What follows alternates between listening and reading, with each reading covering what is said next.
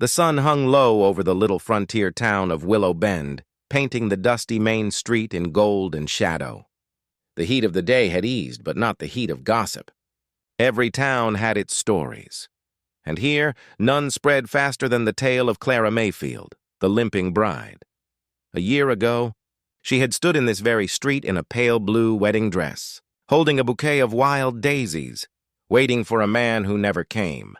The church bell had rung, the guests had whispered, and the groom, Thomas Carter, the son of a local merchant, had ridden away that morning without a word. By sundown, Clara's life had cracked like thin ice under too much weight. Now, as she walked down the boardwalk with her basket of supplies, the same townsfolk who had once smiled at her now turned away, or worse, smirked. The limp in her right leg was slight, barely noticeable to a kind eye, but to cruel ones it was all they saw. "She's still limping," hissed Mrs. Bragg, the butcher's wife, fanning herself on the porch of the general store. "Bless her heart, I'd hide away if I were her." "Can't hide shame forever," muttered another half under her breath. "Man left her for a reason, didn't he?" Clara heard them, though she pretended not to. She kept her chin lifted the same way her mother once told her to, back when her mother was alive and love still seemed like something that lasted. The wood of the boardwalk creaked beneath her boots, each step careful, steady.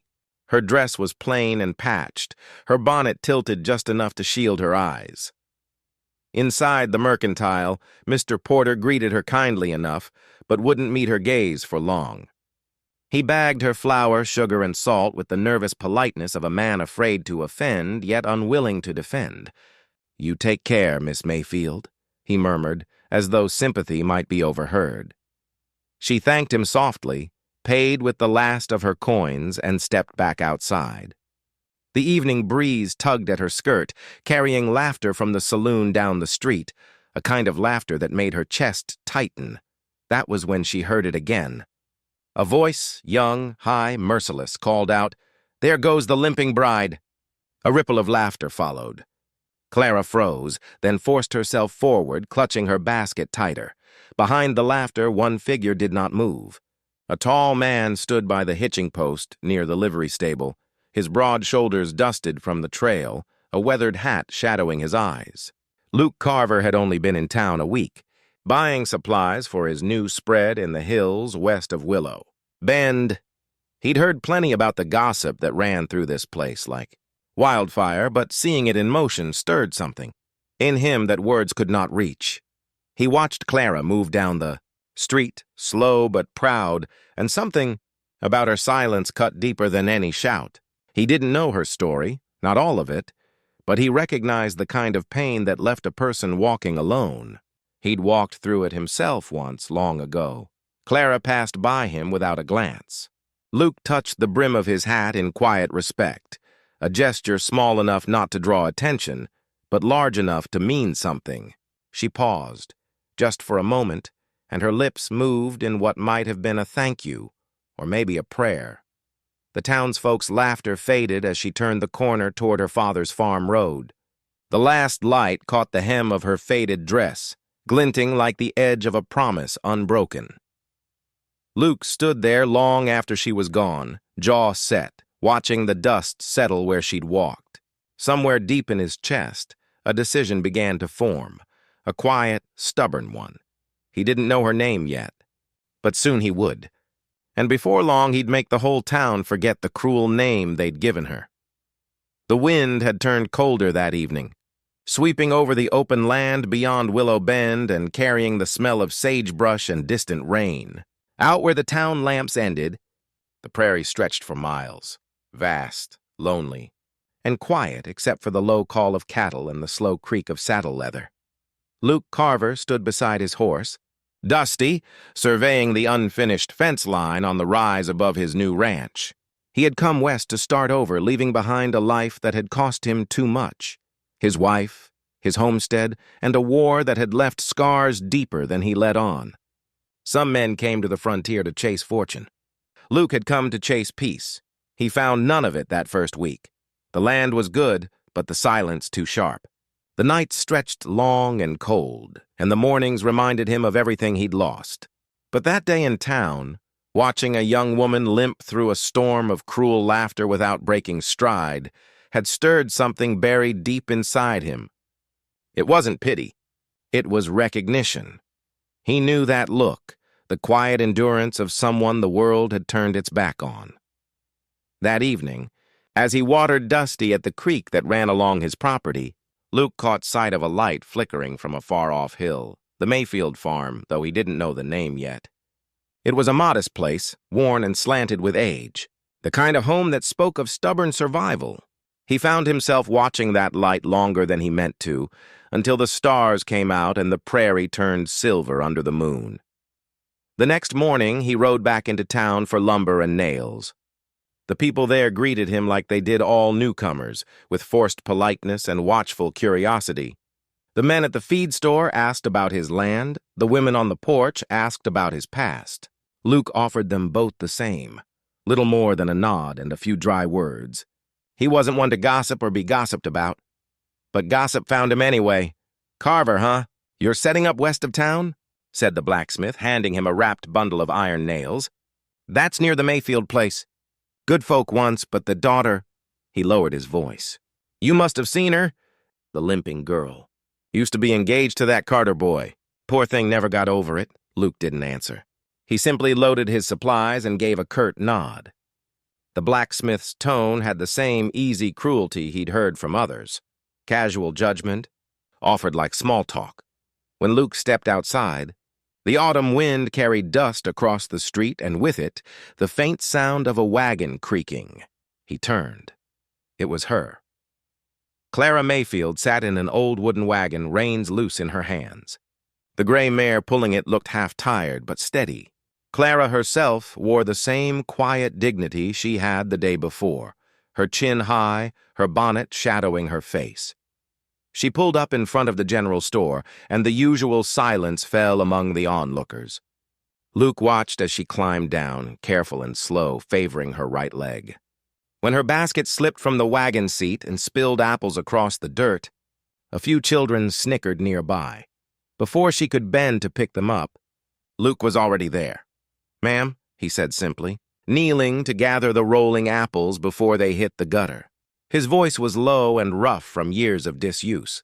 Clara blinked in surprise, then knelt too, her gloved hands brushing against his as they reached for the same apple.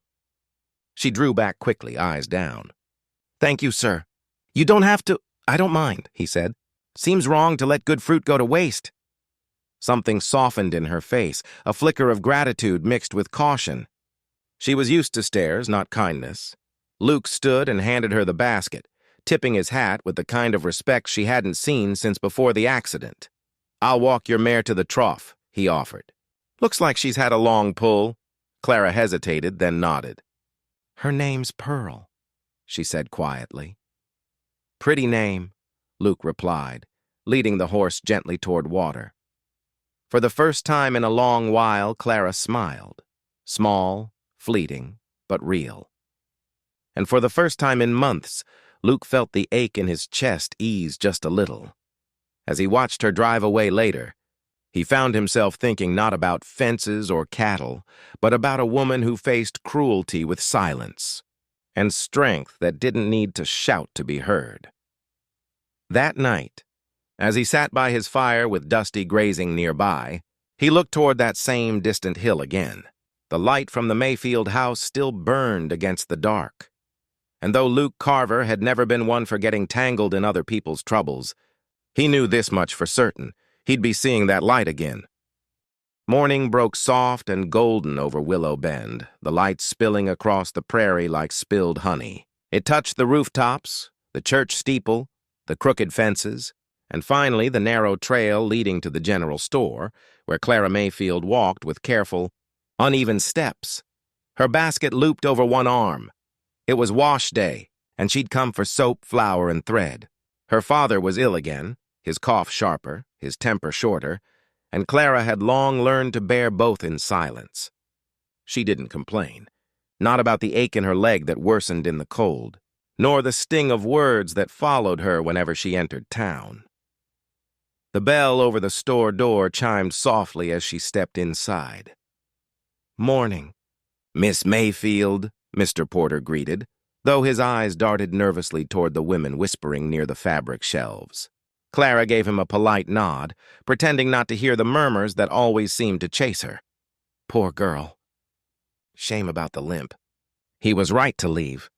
Her fingers trembled slightly as she reached for a spool of blue thread, the same shade as her long-ago wedding dress. The irony of it bit deep, but she pushed it aside.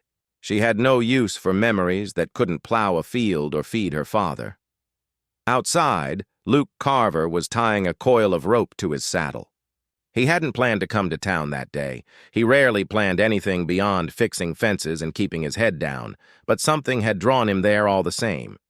Perhaps it was the need for a new shovel. Perhaps it was something less simple, less explainable. Through the dusty glass of the store window, he saw her.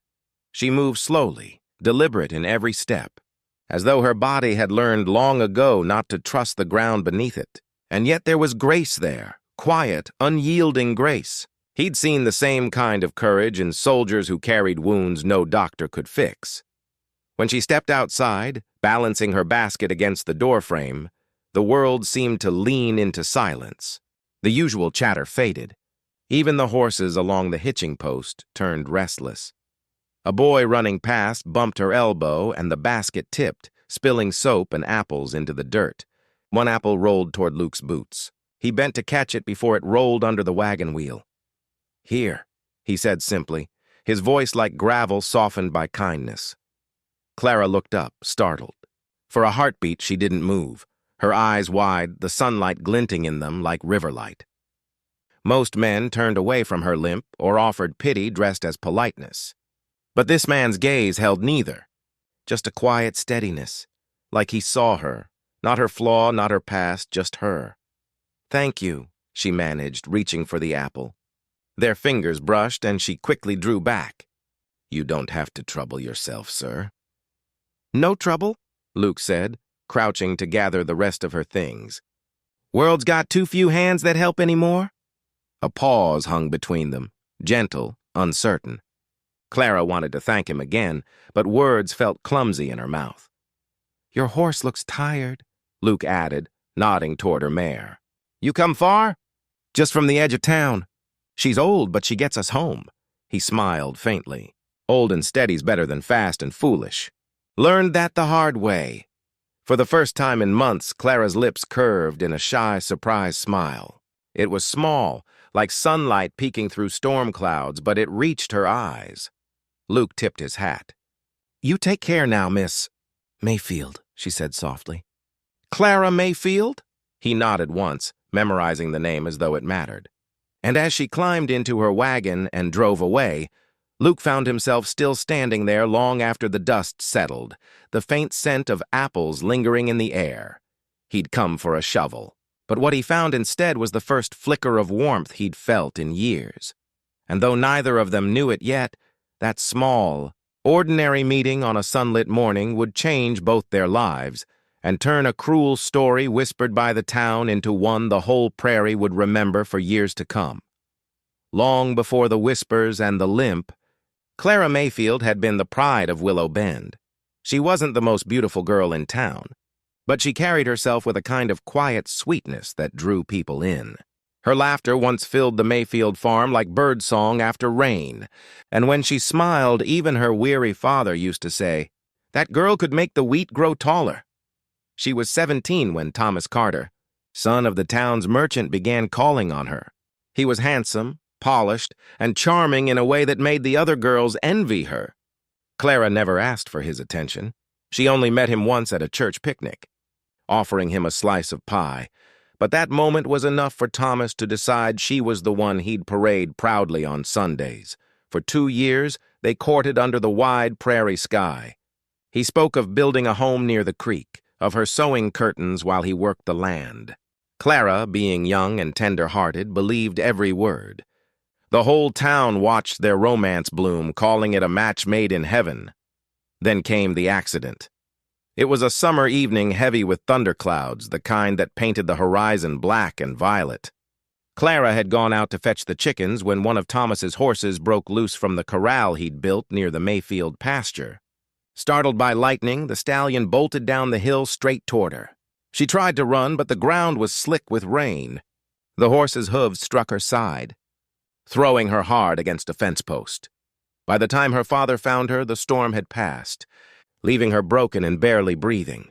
The doctor said she was lucky to live. But her right leg had been crushed below the knee, and though it healed, it never mended straight. When she finally rose from her bed weeks later, every step came with pain, and a limp that would never leave her. At first, Thomas visited daily, bringing wild flowers and soft apologies. But as the weeks dragged on and whispers began, a cripple can't keep a home. A Carter boy needs a proper wife. His visits grew fewer. He stopped meeting her eyes when she spoke of the wedding, now only a month away. One evening, Clara sat waiting by the porch, wearing the blue dress she planned to be married in. The air smelled of rain again. She saw Thomas's horse crest the hill and felt relief, until she noticed he carried no flowers, no smile. Only a letter. He dismounted, kept his hat in his hands, and never looked at her fully. "Clara," he began, voice brittle, "I can't do this. Mother says—" She didn't hear the rest. Just that one line. "I can't do this." The letter he left in her trembling hands was short. He wished her wellness and courage. No love, no promise. By Sunday, he was gone, headed east to marry a merchant's daughter from St. Louis. The wedding dress Clara's aunt had sewn hung untouched in her closet. When she finally stepped out again, weeks later, the limp was visible, but the hurt ran deeper. Neighbors tried to be kind, but pity was a blade that cut every time. The girl who once laughed by the creek now walked through town with her head high but her heart hollow. Still, she worked. She mended fences, fed her father, and tended the fields with a strength born from pain. The limp slowed her, but it didn't stop her, only at night. When the prairie wind howled through the shutters, did she let herself cry, softly, so her father wouldn't hear? And so, by the time Luke Carver rode into Willow Bend, the town saw only a limping girl. But Luke, when he looked at her, saw the storm she had survived. Autumn drifted slowly over Willow Bend, painting the hills in copper and gold. The days shortened, the nights carried a chill, and Clara Mayfield's life fell into its usual rhythm: work, worry, and weary silence. Her father's cough had worsened. The farm's fences leaned like tired old men. Still, every dawn she rose before the sun, her limp more noticeable in the cold, her hands cracked from labor.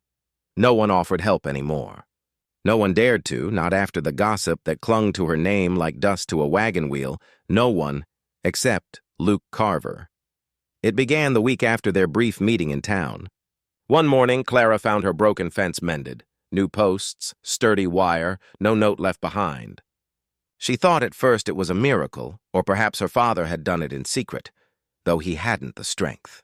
But the next day, another thing changed. Her barn door, once hanging crooked, now stood straight, its hinges replaced. When she asked the blacksmith if anyone had bought hardware recently, he mentioned Luke Carver's name. Clara frowned, puzzled. She barely knew the man, only his quiet eyes and that single moment of kindness by the general store. Why would he trouble himself with her fences? She decided she'd thank him when next she saw him, though part of her doubted she ever would. But Luke wasn't a man who wanted thanks. He worked by night, or in the dim light before dawn. He'd ride his horse up the narrow ridge overlooking her property, watch the smoke curl from her chimney, and then set to work fixing whatever was broken. Sometimes it was the barn roof, sometimes the chicken coop, sometimes the stubborn gate that refused to latch. He left before she woke, always careful not to be seen. Luke told himself he was just lending a hand where it was needed. But in truth, he was drawn to her in a way that made no sense to him. She reminded him of his late wife, not in looks, but in the way she kept standing, no matter how the world tried to bend her. He'd known hardship, too. He'd buried love, seen his land stolen, watched kindness rot under greed. Yet here, in this fragile woman with the limp and the steady eyes, he saw something still unbroken, and it stirred something long asleep in his soul. One afternoon, Clara caught him at last. She'd stepped out behind the barn to hang wet laundry when she saw him, broad-shouldered, hat tipped low, hammer in hand, driving nails into her fence. "Mr. Carver?" she called softly. He paused mid-swing, turned, and removed his hat. "Morning, Miss Mayfield." She approached slowly, the hem of her skirt brushing the tall grass. "You've been fixing things. My father says he didn't hire anyone." Luke shrugged. "Didn't do it for hire? Then why?" Her voice trembled, not out of fear, but disbelief. He looked at the horizon a moment before answering. "Because it needed fixing, and because you've had too much to carry alone." Clara blinked hard, the wind tugging at her bonnet ribbons. "You'll give the town more to talk about," she whispered. "Let 'em talk," he said simply. "They've been talking too long already." There was no gallantry in his tone, no pity, just plain truth. Clara didn't know what to say. No one had spoken to her like that in years. No man had looked at her without flinching from the limp or the past that trailed her name. "Thank you," she said finally. He nodded once.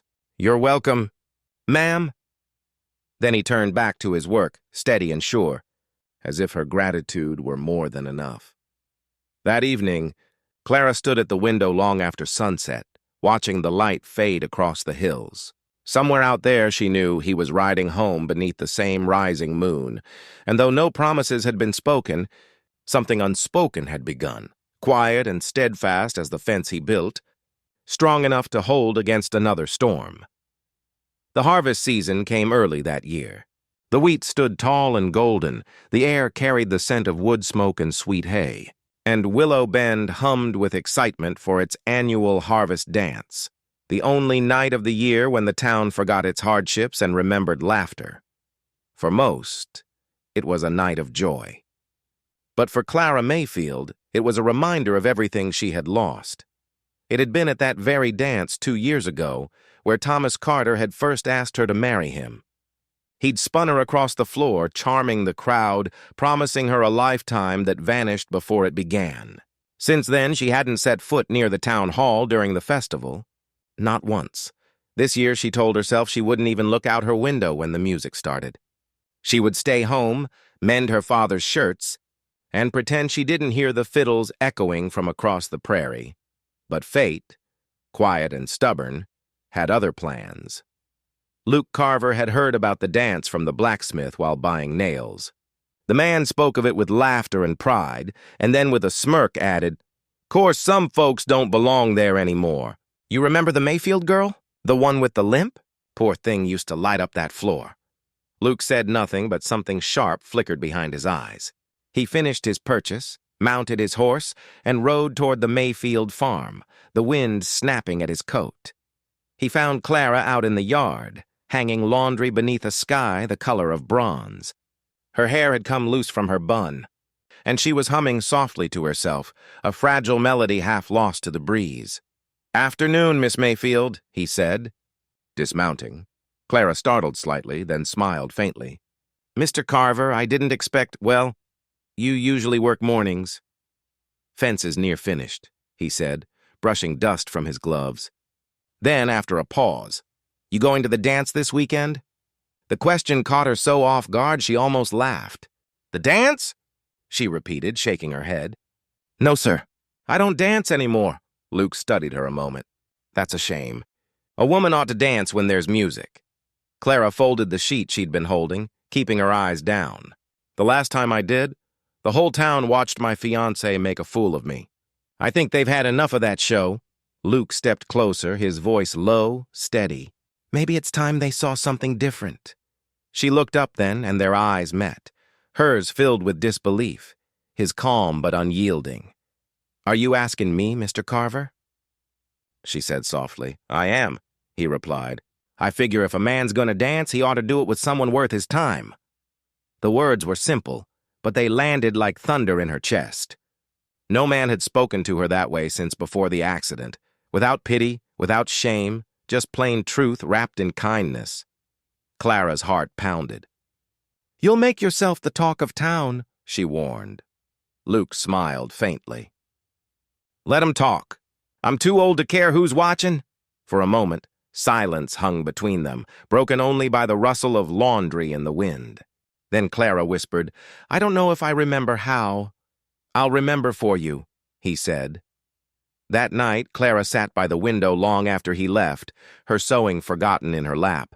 The harvest moon rose fat and golden over the hills, and though fear still curled in her chest, another feeling stirred beneath it. Something small and fierce, hope. When Saturday came, she dressed in her best cotton dress, smoothed her hair, and stood trembling at the mirror. Her reflection wasn't perfect, but her eyes shone with a light she hadn't seen in years. Outside, she heard a horse stop at the gate. Luke Carver stood waiting in his cleanest shirt, hat in hand, as though he were calling on a queen, and for the first time in forever, Clara Mayfield smiled. Not the shy smile of the broken girl the town mocked, but the quiet smile of a woman about to reclaim her name. The harvest dance lit up Willow Bend like a fire in the dark. Lanterns hung from the rafters of the old town hall. Music spilled into the street, and laughter, sharp and bright, rolled across the prairie night. The air smelled of cider, dust, and freshly cut hay. Every soul within 20 miles had come to dance, to drink, to forget their troubles for a few hours. Everyone, except the ones they whispered about. When Clara Mayfield arrived at the door with Luke Carver beside her, the fiddles faltered for just a breath. Heads turned. Conversations paused mid-sentence. The girl they called the Limping bride stood framed in the doorway, her hand resting lightly on Luke's arm, her eyes wide with both fear and resolve. The town hadn't seen her at a dance since her humiliation. To many, she'd become a ghost, a story told in hushed tones about beauty turned to pity. Yet here she was, alive and luminous under the lantern glow. Her dress was simple but clean, pale blue cotton mended with care. She wore no jewelry, no ribbons, only dignity.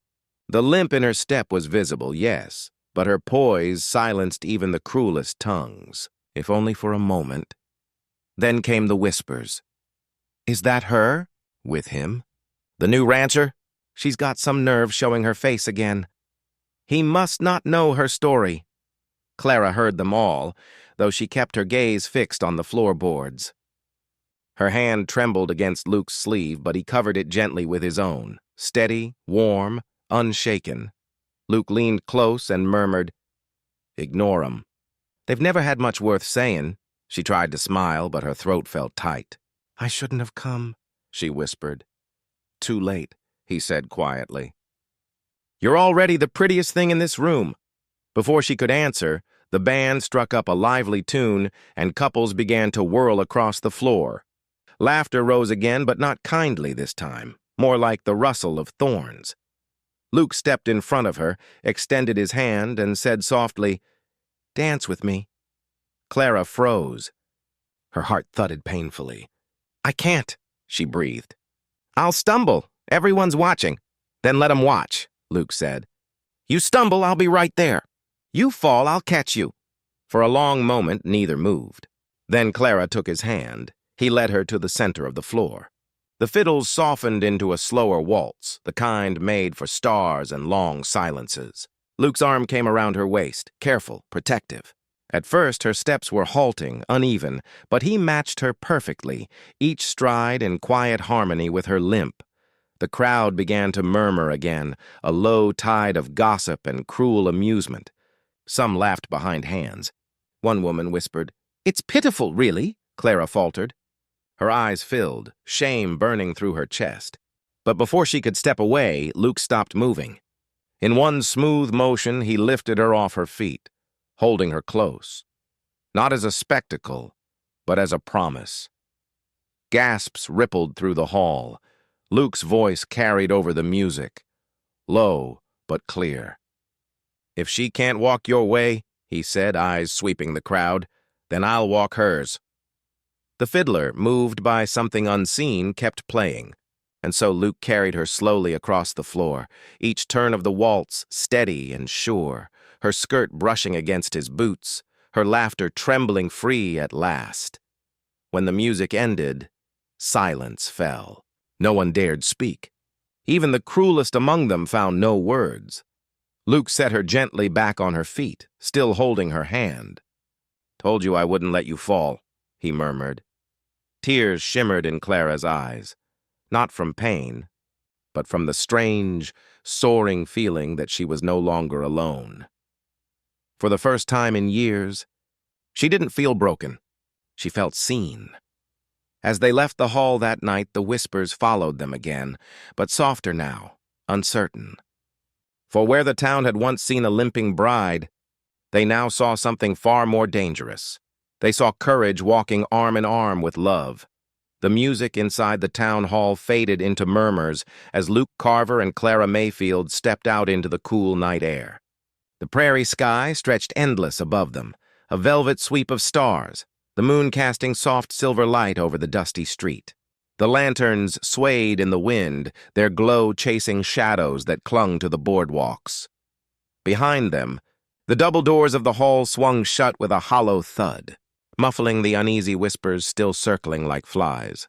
Clara drew in a shaky breath, her fingers still trembling in Luke's steady grasp. The waltz had left her breathless, not from the movement, but from the weight of all that had just happened. The eyes, the laughter, the gasp when Luke had lifted her before everyone. It was more than she had ever dared to face. "I told you they'd talk," she said softly, half smiling, half near tears. Luke looked down at her, eyes warm beneath the brim of his hat. "Let 'em talk till their throats go dry," he said. "Ain't our job to make small folks quiet." His voice was calm, like a man stating a simple truth of the land. But behind his words was something fierce, something protective that wrapped around her like a shield. They began to walk down the main street, his long strides slowing to match her uneven pace. The wooden planks creaked underfoot. Lanterns flickered in the windows where curious faces peeked through curtains. Clara hesitated, feeling the stares pressing on her back. "They're watching us, Luke," she whispered. "I know," he said. "Then we'll give 'em something worth watching." He reached down, taking her hand in his, not gently, but firmly, as though to anchor her. It wasn't the polite grasp of a dance partner. It was the handhold of someone who'd already decided he wasn't letting go. For every few steps, her limp caught, her foot dragging slightly in the dust. But Luke slowed with her, unhurried, patient. To any onlooker, they might have seemed mismatched, her fragile, him rugged, but together they moved with a rhythm all their own. The sound of a door creaking broke the quiet. Mrs. Bragg, the butcher's wife, stood on her porch, her shawl wrapped tight. "Lord have mercy," she muttered. "He's parading her like she's royalty." Luke stopped mid-step, turned his head slightly, and tipped his hat to her. "Evening, ma'am," he said with a calm smile that made her freeze where she stood. Then he turned back to Clara and continued walking, never missing a beat. A few men outside the saloon chuckled nervously, one whispering something crude under his breath. But Luke didn't react. His silence carried more weight than a shout ever could. It spread across the street like a dare no one wanted to answer. As they passed the church, Clara slowed. The bell tower loomed tall against the stars, the same one that had tolled on her wedding day, the sound that once broke her heart.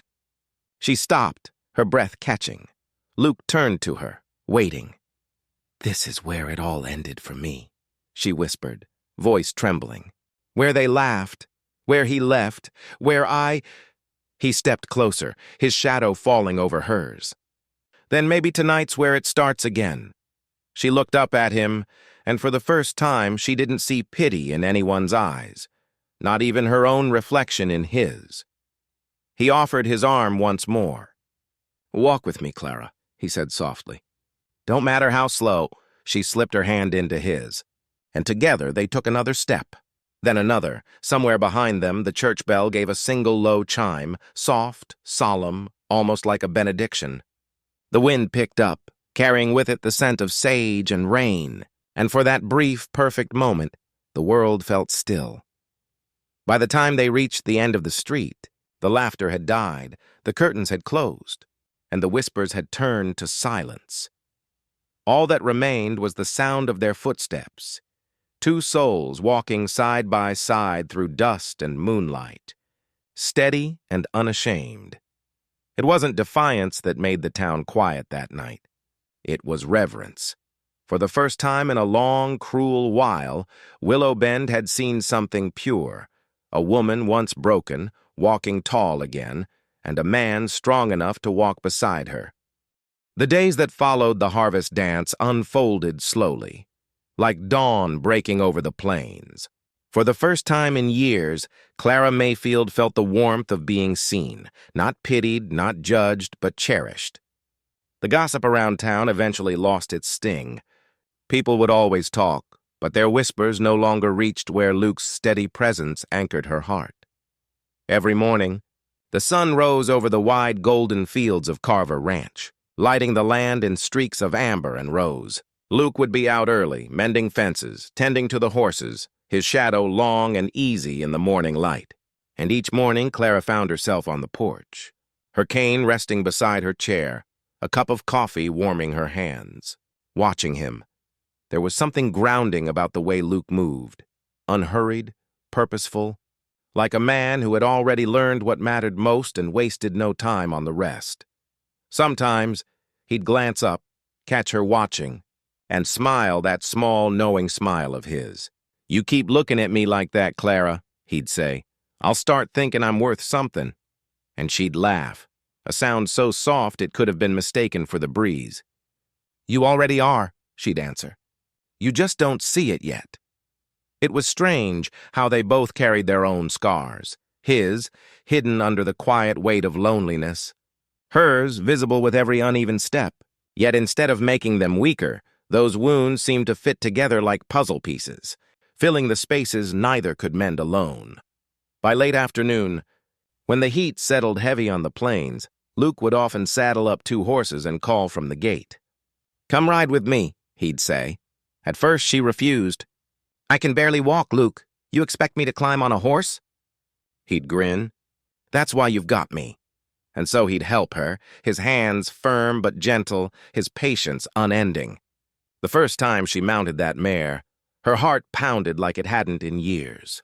The world looked different from up high, bigger, freer. Together they'd ride beyond the ranch fences, through rolling fields of tall grass that shimmered gold under the setting sun. The wind would tug at Clara's hair, wild and untamed, and Luke would ride close beside her, matching her pace, never pushing faster than she could handle. Sometimes they didn't speak at all. The silence between them wasn't empty. It was full like the land itself. But one evening, as the sun sank behind the hills and painted the sky in a blaze of orange and pink, Luke finally broke that silence. "Clara," he said softly, reining in his horse, "you ever think about starting over?" She looked at him, her heart tightening. "Starting over? I've thought about it plenty, but the past don't let go that easy." He dismounted, came around to her side, and took her hand. "Maybe it don't have to let go," he said. "Maybe it just needs someone to walk beside it." The wind caught his hat, tilting it slightly as he looked up at her. His eyes, steady and unflinching, held a question she hadn't dared imagine. "Clara Mayfield," he said slowly, "I don't want to fix you.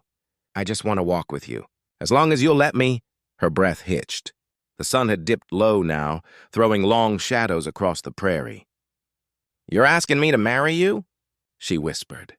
He smiled, a soft, crooked smile that made her heart ache in the best way. "I reckon I am." Clara looked out at the horizon, tears stinging her eyes. The girl who had once been laughed at in a churchyard could hardly believe it.